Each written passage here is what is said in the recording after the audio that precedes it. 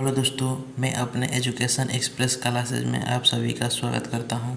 आज हम लोग देखने वाले हैं क्वेश्चन बैंक का 2014 के प्रथम पाली। ठीक है, तो चलिए हम लोग क्लास को स्टार्ट करते हैं, जो कि साइंस सब्जेक्ट है। चलिए हम लोग क्लास को स्टार्ट करते हैं बिना विलम्ब किए। चलिए, पहला प्रश्न आपका बोल रहा है कि विद्युत चुंबक बनाने के लिए प्रायः किस पदार्थ के छड़ का उपयोग होता है।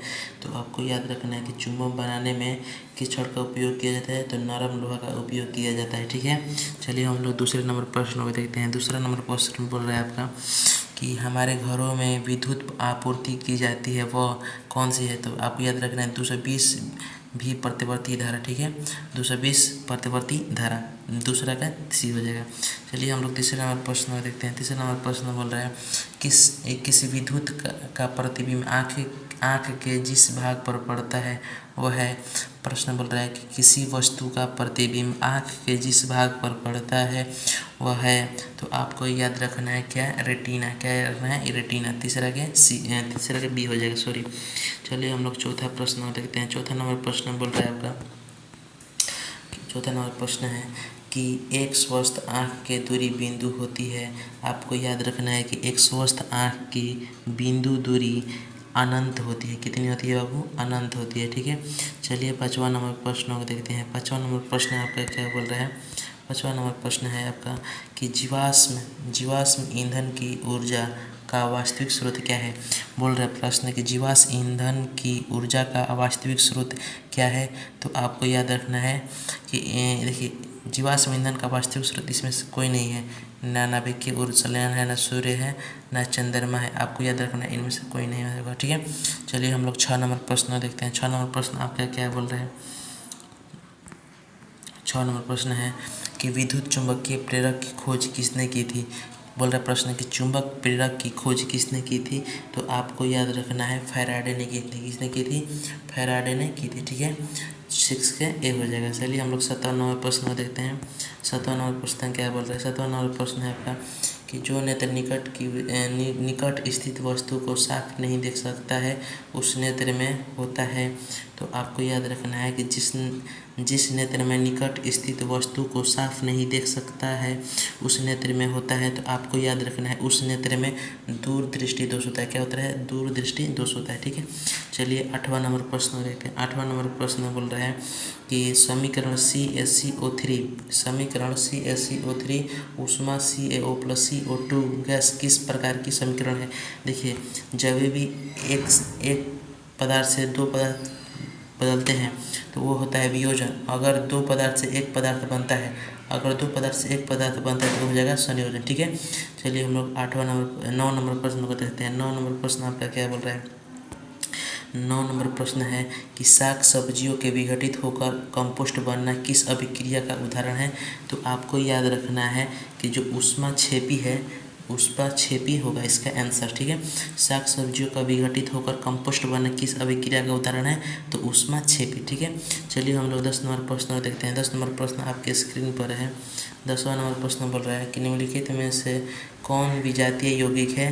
तो देखिए, विजातीय यौगिक कौन है, तो इसमें जो चूना पत्थर और खड़िया और संगमरमर तीनों का एक ही नाम है। ठीक है, याद रखिएगा कि चूना पत्थर, खड़िया और संगमरमर तीनों का एक ही नाम है। ठीक है, तीनों का नाम एक ही है। और जो आपका ये प्लास्टर ऑफ पेरिस है ये अलग नाम है। ठीक है, तो इसमें विजातीय यौगिक कौन है बाबू, प्लास्टर ऑफ पेरिस है। ठीक है, चलिए हम लोग 11 नंबर प्रश्न देखते हैं। 11 नंबर प्रश्न बोल रहा है निम्नलिखित में से पीएच मान कौन सा अम्ल क्षारक विलयन का कर देता है। बोल रहा है प्रश्न कि निम्नलिखित में पीएच का मान क्षारक विलयन का मान देता है। देखिए, अम्ल बोलेगा और अम्ल पूछेगा तो 7 से कम होता है, और क्षार पूछेगा तो 7 से अधिक होता है। जैसे 7, 8, 9, 10 और डायरेक्ट 7 पूछेगा किस विलयन का पीएच मान उदासीन होता है तो उसका तो 7 होता है। ठीक है, और पूछेगा क्षार कौन है तो 7 से अधिक देखना है। तो बताइए कि इसमें 7 से अधिक कौन है।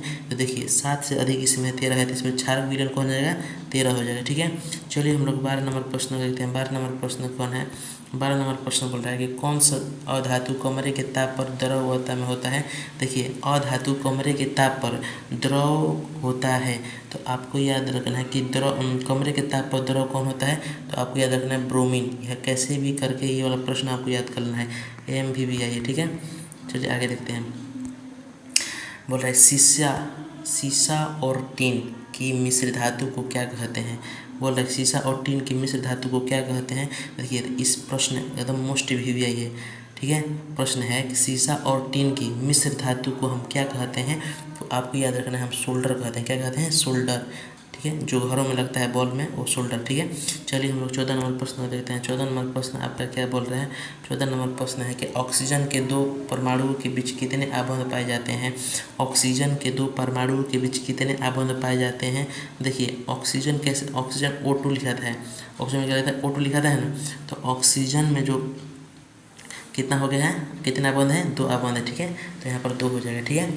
चलिए हम लोग 15 नंबर प्रश्न को देखते हैं। 15 नंबर प्रश्न क्या बोल रहा है। 15 नंबर प्रश्न क्या बोल रहे हैं, देखिए 15 नंबर प्रश्न आपका बोल रहा है कि निम्नलिखित में किसे आप उपभोक्ता की श्रेणी में रखेंगे। यानी उपभोक्ता की श्रेणी में आप किसे रखेंगे, तो आपका आंसर हो जाएगा जंगली और जानवर। उपभोक्ता मतलब जो जीव जंतु को खा जाता है, ठीक है, जो जीव को खाता हो। जंगली जानवर को उपभोक्ता की श्रेणी में रखेंगे, ठीक है।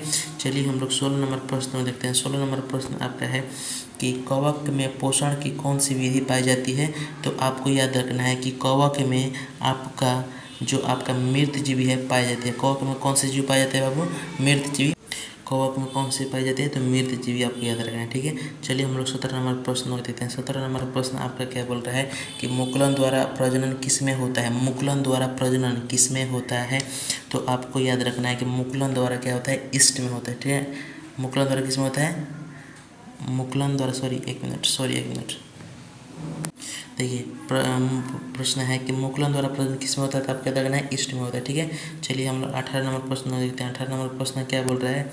18 नंबर प्रश्न कि मानव में डायलिसिस थैली होती है, तो आपको याद रखना है मानव में डायलिसिस थैली आपका कहाँ होता है, तो नेफ्रॉन में होता है। नेफ्रॉन में कहाँ होता है, मानव में डायलिसिस थैली कहाँ होता है बाबू, नेफ्रॉन में। चलिए हम लोग 19 नंबर प्रश्न देखते हैं। 19 नंबर प्रश्न आपका क्या बोल रहा है कि पुष्पी पौधे में लैंगिक जनन किसके द्वारा होता है। देखिए, पुष्पी पौधे में लैंगिक जनन आपका होता है किसके द्वारा, तो फूलों के द्वारा होता है। किसके द्वारा होता है, फूलों के द्वारा होता है।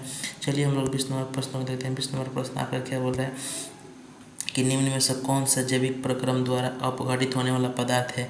जैविक प्रक्रम द्वारा अपघटित होने वाला पदार्थ कौन सा है, तो आपको याद रखना पॉलीथीन गैस। कौन है, पॉलीथीन गैस है, ठीक है।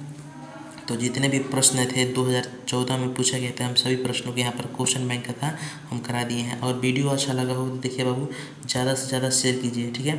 ज़्यादा से ज़्यादा शेयर कीजिए और सब्सक्राइब करना नहीं भूलिएगा, और कमेंट करना तो एकदम नहीं भूलिए। जैसी भी कोई भी सब्जेक्ट का आपको ऑब्जेक्टिव या सब्जेक्टिव ज़रूरत है, कमेंट कीजिए, हम उसका हम वीडियो में रिप्लाई जरूर देंगे और उसको हम ज़रूर लाने का प्रयास करेंगे, ठीक है। थैंक यू, धन्यवाद। और सब्सक्राइब और शेयर करना नहीं भूलिएगा। Thank you.